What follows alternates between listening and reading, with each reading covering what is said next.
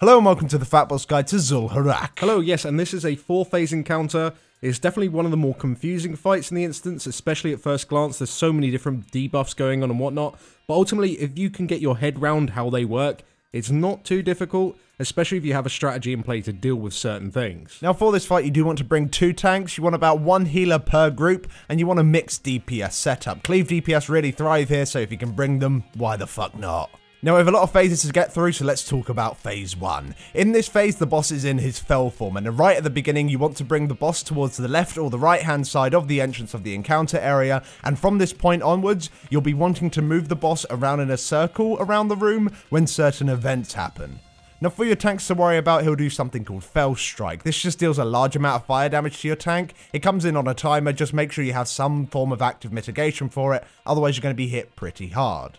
Now for random members of the raid, he'll cast something called Fell Surge. This will apply a debuff to random players that deals a small amount of ticking damage over 5 seconds. Now most importantly, when this debuff expires, a small patch of fire will spawn under your location and it will begin to grow. Now standing in this pool will apply a nasty stacking dot, so make sure you don't, but you want to place all of these pools out of the raid, right up against the edges of the room. Just make sure you don't fall off the platform because you just flat out die. Now in this phase and for the rest of the fight, you'll get imp spawn. Now they'll do nothing but just spam an interruptible cast that will fire out a projectile in a random direction. When the projectile is sent out, it'll hit the ground and then create the same fire puddles that spawn from the Fell Surges. So rotating things like interrupts or AoE stuns or grips, just to prevent these ads from getting a cast off, is a great idea. You should always prioritize killing these without a single projectile going through.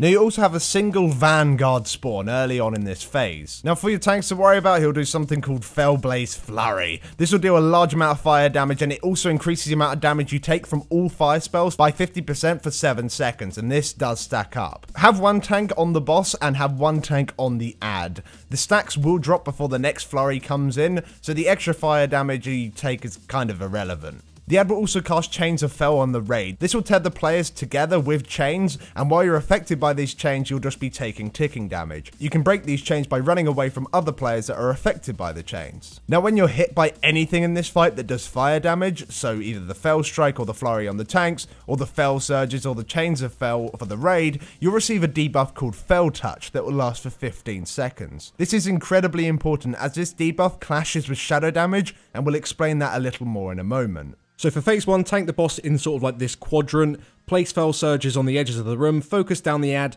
and make sure that you break your chains.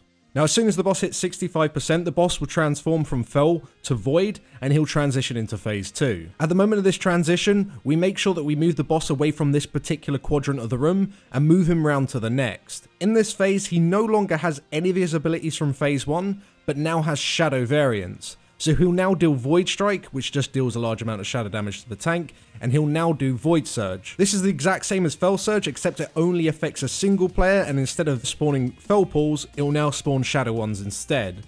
Again, make sure that you place these around the edges, and don't fall down.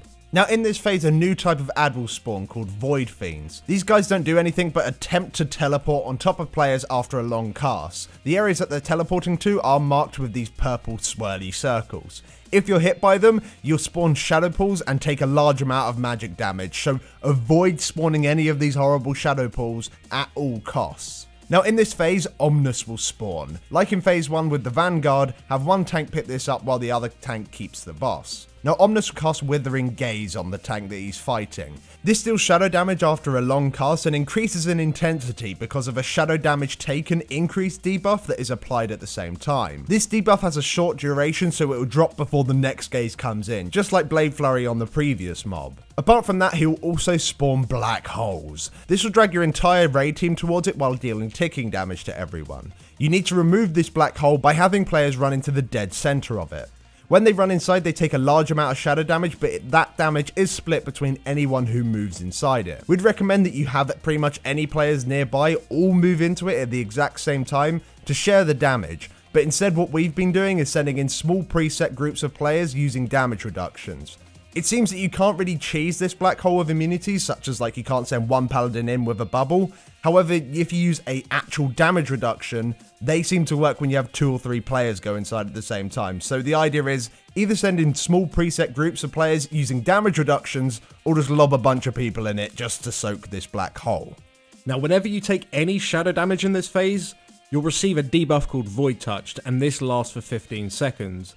Now, if you remember back to phase 1 and we had the Fell Touch debuff, these 2 debuffs are the bread and butter of this fight. If you are Void Touched and you receive any damage from Fell abilities, or if you are Fell Touched and you receive any damage from Void abilities, you will explode. This explosion deals massive damage to yourself as well as any players within 20 yards.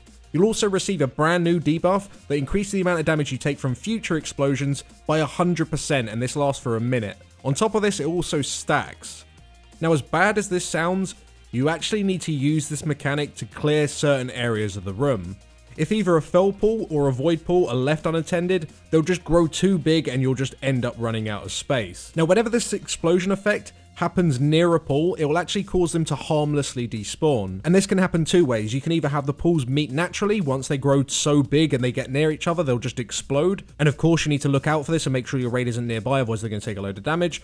Or you can get players to deliberately get the touch debuffs and to run into them. Now, the moment we get our first Void Pools in phase 2, we have certain players stand in them, get the Void Touch debuff, and then run into the Fell Pools from where we were stood previously in phase 1. Now, rogues are great for this. Not only are they fast, but they also can feint every single explosion, to the point where you can actually receive 4 explosion stacks safely, providing your full health beforehand.